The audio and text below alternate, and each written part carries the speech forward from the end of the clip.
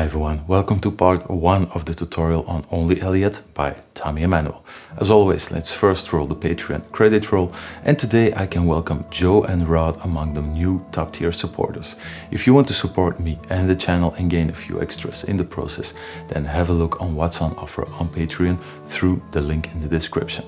For single contributions instead of monthly payments, there is a link to the PayPal tip jar as well.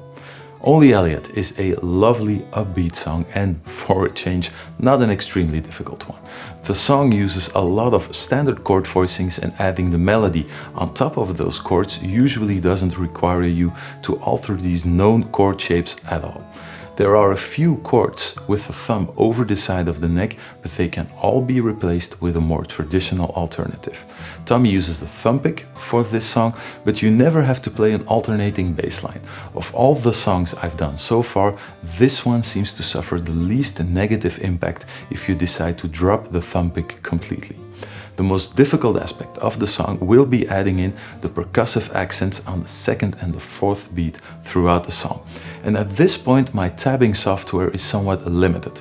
Throughout the song I have added an X wherever you have to produce a percussive click, but the way you have to produce this click will always be explained in the video. This is because these percussive accents aren't always performed on the strings on which they have been notated in the tablature. You'll see why once you get to these sections. Now, that is all you need to know to get started. Okay, so on to the tune. Now, Tommy uses a guitar in standard tuning, and the only extra I'm going to be using is a thumb pick.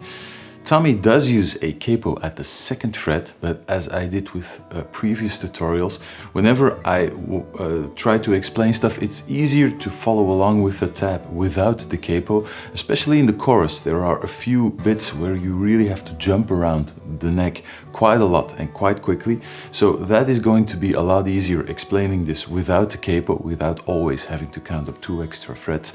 And then as soon as you get it all into your fingers, it shouldn't be a big problem to slap on a capo at the second fret and then just move everything up 2 frets. So, guitar in standard tuning, no capo for the tutorial, and a thumb pick. Let's get to work. Let's start with the intro first, and it's a really short one this time, only 2 bars. This is what it sounds like a little bit below concert speed.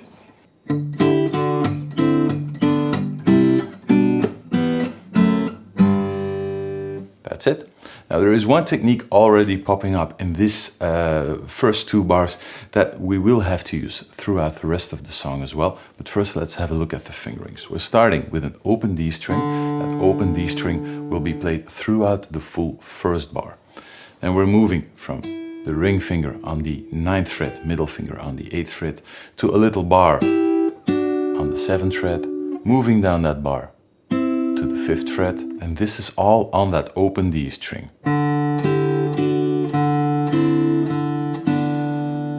The last chord over that D string is a G triad, or a little G third, middle finger on the 4th fret of the G string, index finger 3rd fret on the B string.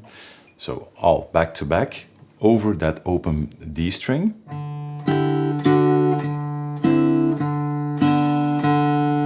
The first D note is an upbeat, so that one actually starts 1/8 note in front of the first beat. So you get 3, 4, 1, 2, 3, 4. And now we're moving to a C chord, but we're only playing a part of it. Index finger 3rd fret on the low A string, open G string, pinky 5th fret on the B string, moving to a G chord, again just a part of it, 2nd fret on the A string, open G string still, and 3rd fret with the ring finger on the B string, moving to an E minor chord. All you're needing is basically an open E string, an open G string, and an open B string. Tommy often just frets that E minor chord, nonetheless, just for a little bit of safety. Should you accidentally hit another string, then that string will still sound out right. To E minor, then to a D over F sharp chord. Tommy uses the thumb over the side of the neck on the 2nd fret. Open D string, index finger 2nd fret, but it's perfectly doable to play this without the thumb over the side of the neck as well, and play it, for instance, with the index finger and the middle finger. So if you come down from that E minor chord, you just swap out to the D over F sharp, or if you use the thumb, like this. And then the very last chord is a G chord, 3rd fret on the low E string with the ring finger, and 2 open strings, the D string and the G string. Let's play that all the way from the 1st bar into the 2nd bar. 3, 4.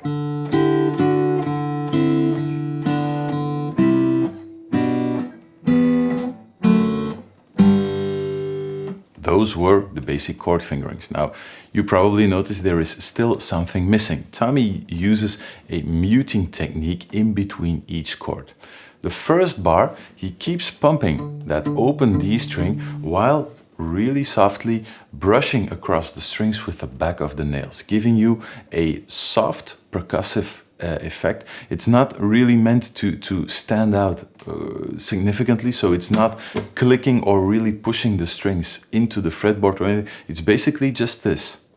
That's all he does. And the difficult part is getting that bass string to ring out while performing that percussive strum, that muted strum with the back of the nails. So Tommy keeps the D string going, and he manages to get that percussive sound out while he's still playing the D string with the thumb. This is going to take a bit of work. It's something I played for the very first time when transcribing this song, so it's an unusual technique, but it's something that will click quite quickly. So it feels more than a trick than an actual technique. So thumb keeps going and you brush with the back of the nails against those muted strings, lifting up the chord fingering or the fretting hand. Releases all pressure, but you still keep the fingers on the strings so you get a muted sound.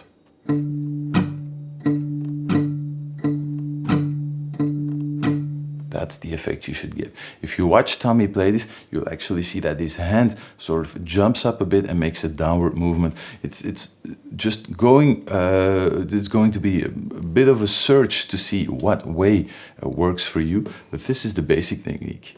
Pumping that D bass string while getting those muted strings on top. 1, 2, 3, 4.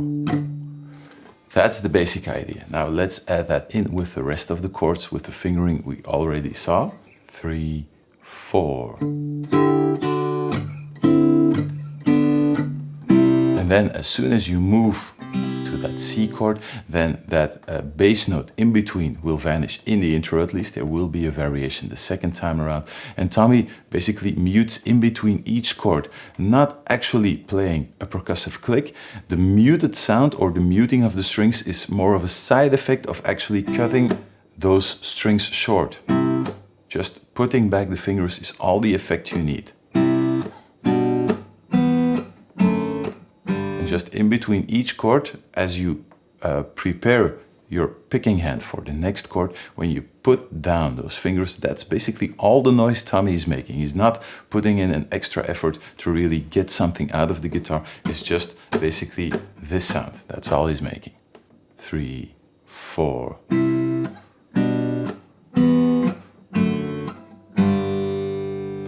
That's the full intro. Let me play that really slowly, those 2 bars back to back. 3, 4.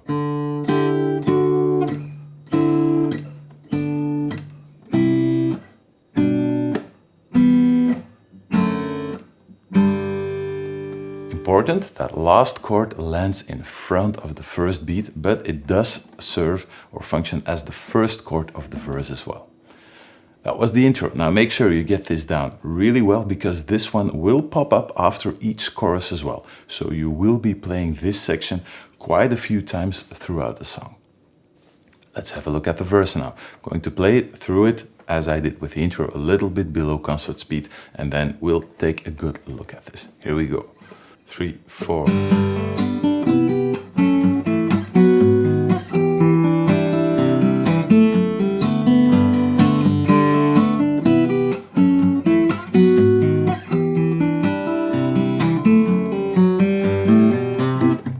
and straight into the first chorus. Now, there's a lot going on in this, but as you will see, a lot of this song is repetition as well. So let's have a first good look at those first few bars. So we're starting out with that G chord in front of the beat, 3, 4, 1, and you're plucking that bass string one more time, 3, 4, 1, hammering on with the middle finger to the second fret, 3, 4, 1, 2. And then that second beat, that's one of the few times that you will have to perform or you will have to produce a percussive effect, a percussive click, while still playing actual chord tones at the same time. So you're flicking down, or at least Tommy is flicking down, the middle finger across the open G and B string, producing a soft percussive sound while still getting those chord tones out there. 3, 4. That's all that is happening. So Tommy flicks down the middle finger across 2 or 3 strings. The main thing to watch out for is to avoid the top E string. But apart from that, it doesn't really matter if you play the B string, the G string, and if you include the D string or not. That isn't really that much of an issue. But as you flick down the middle finger across those strings, then you have to pluck right away again upward with the middle finger while putting down the pinky on the 3rd fret, giving you a D note. 3, 4. That's one of the very few times you will actually have to produce one of those backbeat clicks on the 2nd or the 4th beat while still playing chord tones. For the rest of the verse, it's actually going to be just muting on beats 2 and 4 without actually playing a chord as well. One more time, really slowly. 3, 4. So just softly down with the nail and picking right back up again using the middle finger.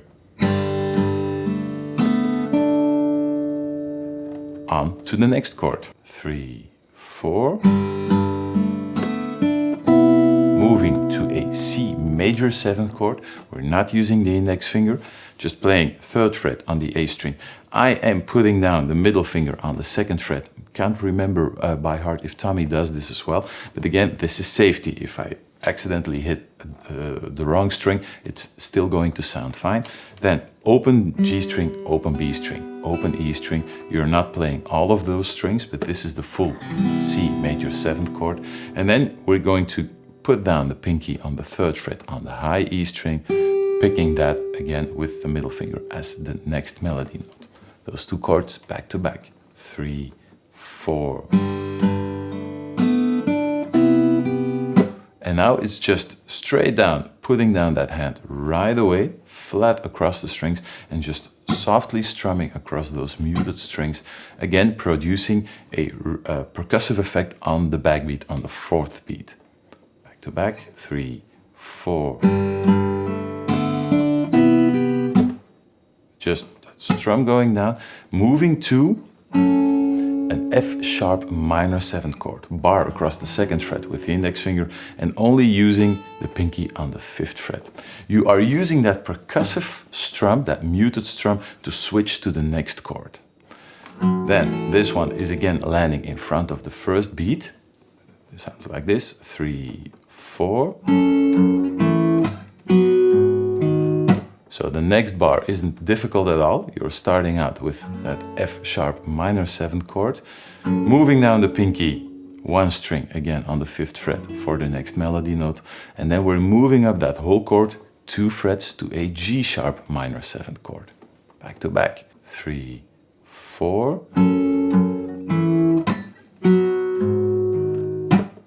So what is happening is you're plucking that chord in front of the beat, repick the bass note, move the pinky to the B string, 3 strings, muted strum, and while doing that muted strum, you're moving up the chord 2 frets, bass note. Now you will need the ring finger as well for that 6th fret.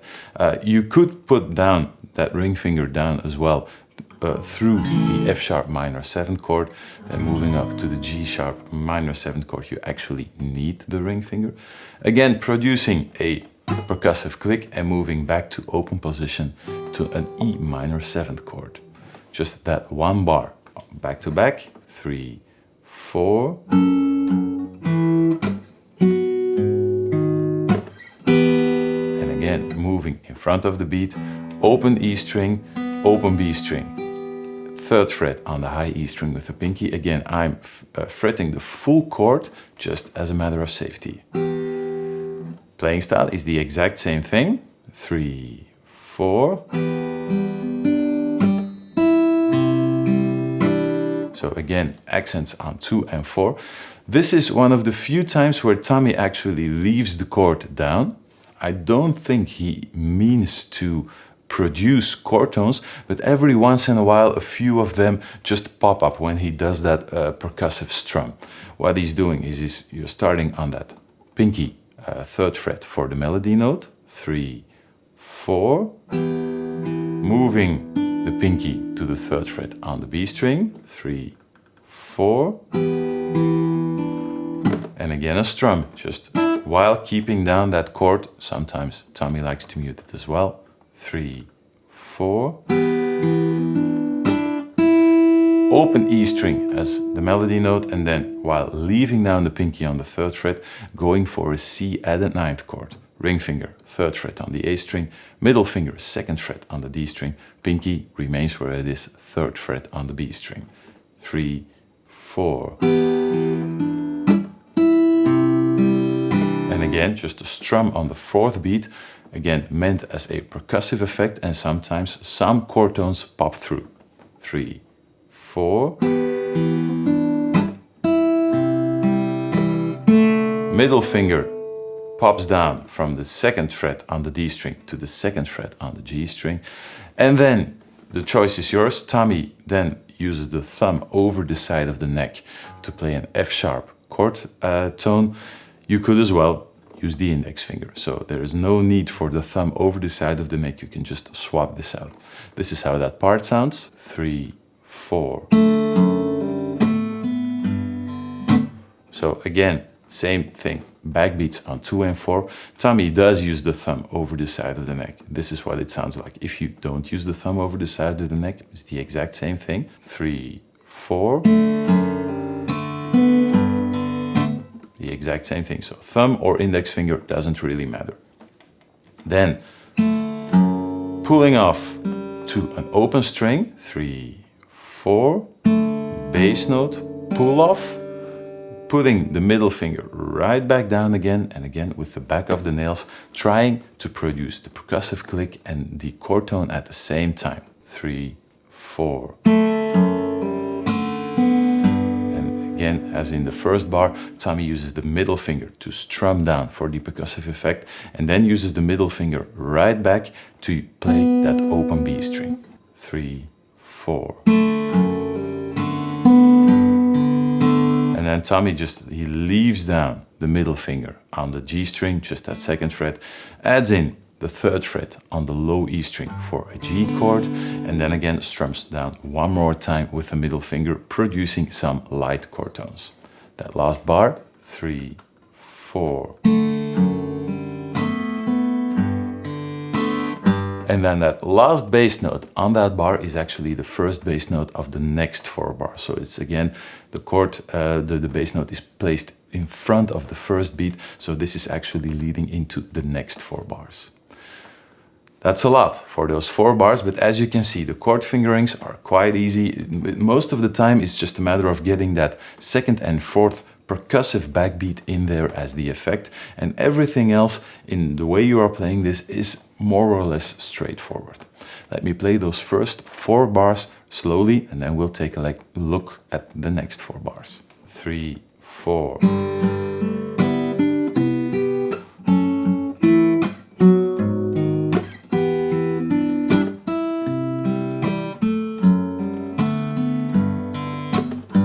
And then that last bass note is leading into the next 4 bars, which are mainly repetition. Let's have a look. 3, 4.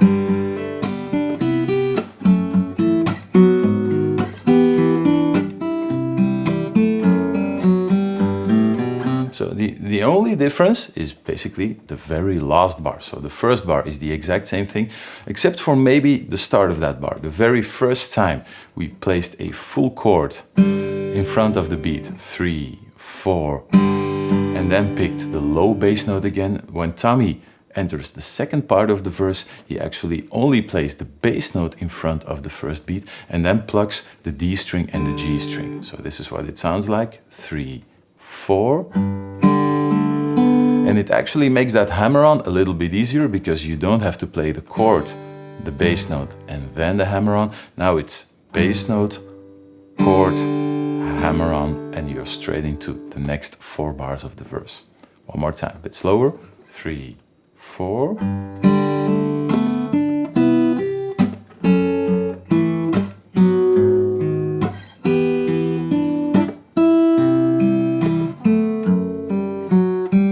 That's the only difference. So ending up on that A chord, on that A note, sorry, with the thumb over the side of the neck or with the index finger, playing this melody. So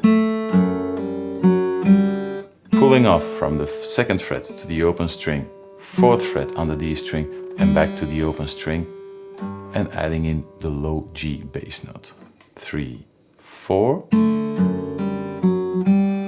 No percussive click in this bar, which makes it a little bit easier. 3, 4. And then the first time, Tommy plays that little bass run up, just doing 3rd fret on the low E string, open A string, and then to prepare yourself for the next part, use the index finger on the 2nd fret, and the index finger just shifts up to the 3rd fret, allowing us to quickly shift to the first chord of the chorus. That was the full verse. Like I said, there's a lot going on in terms of muting, but everything else in the left hand is actually easier than we are used to from Tommy's songs. So let me play the full verse one more time, really slowly, then we'll have a look at the chorus. Here we go. 1. Or maybe just let me add the intro as well to give you a full view on the whole song. Here we go. 1, 2, 3, 4.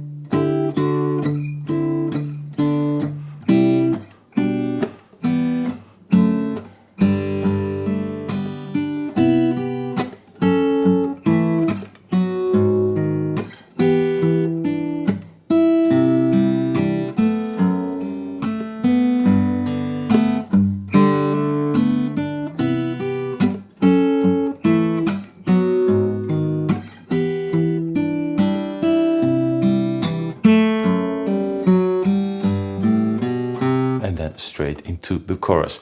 Now, as always, with these songs, with those percussive effects hidden in there, it always sounds a little bit disconnected. If you play it slowly, once you start picking up the speed, then all of those parts will sort of start blending together and will give the effect you hear on the recording, because this is what Tommy is playing. And that is where we conclude part 1. Take some time to get the intro and the verse into your fingers, and I'll be back next week with the explanation on the chorus, the bridge, and the ending. See you there.